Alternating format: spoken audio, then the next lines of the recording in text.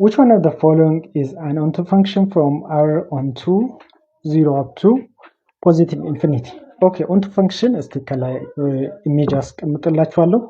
onto function ማለት ሬንጁ ወይም ኮዶሜኑ አትሊስት ዋን የራሱ የሆነ ፕሪ ኢሜጅ ያስፈልጋል ማለት ነው። ስለዚህ ለምሳሌ የነዚህን ግራፎቻቸውን ስለን ማየት እንችላለን። ለምሳሌ ሬንጁ ከዜሮ እስከ ኢንፊኒቲ ሊሆን የሚችለው የማን ብቻ ነው?